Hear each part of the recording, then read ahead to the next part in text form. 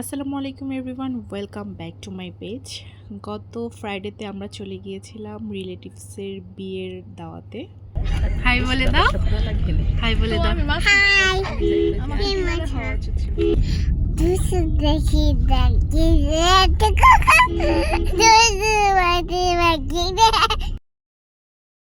Friday হওয়া সত্ত্বেও কোনো জ্যাম ছিল না রাস্তায়, আর আমার বড় মেয়েটা তো সারাক্ষণ দুষ্টুমিতে মেতে থাকে।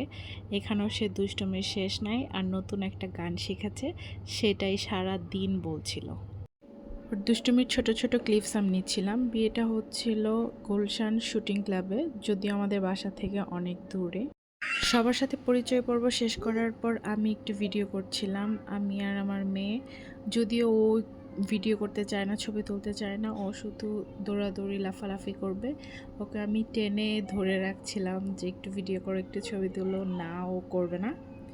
এরপর ভিতরে গিয়ে দেখলাম যে অনেক সুন্দর ওয়েল ডেকোরেটেড করা সব কিছু।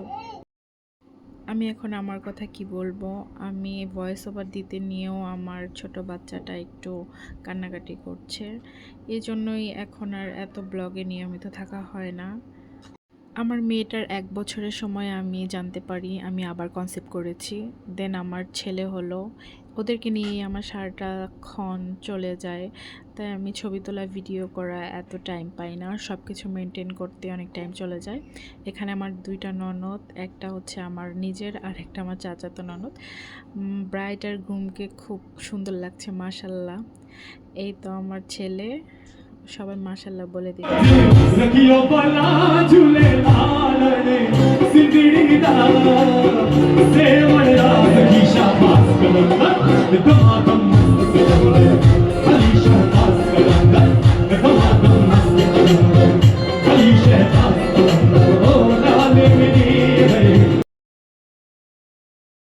এখন আর ফুল ফ্যামিলি একসাথে বসে খেতে পারি না, দেখা যায় একজনের বাচ্চা ধরতে হয়, আরেকজনের খেতে হয়। আমিও আগে আগে খেয়ে নিয়েছিলাম, তারপর আমার হাজব্যান্ড খেয়েছিল।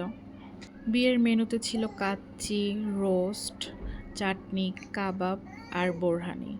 সব থেকে ভালো লেগেছে আমার ওদের বোরহানিটা, চাটনিটাও ভালো লেগেছে। খেতে খেতে ভিডিও ক্লিপ নিচ্ছিলাম আর ভাবছিলাম তাড়াতাড়ি খাওয়া শেষ করতে হবে, কারণ বাচ্চারা আমার অপেক্ষায় আছে কখন খাবে, আমি কখন খাইয়ে দিব তাদেরকে। আর এই বোরহানিটা জাস্ট ওয়াও।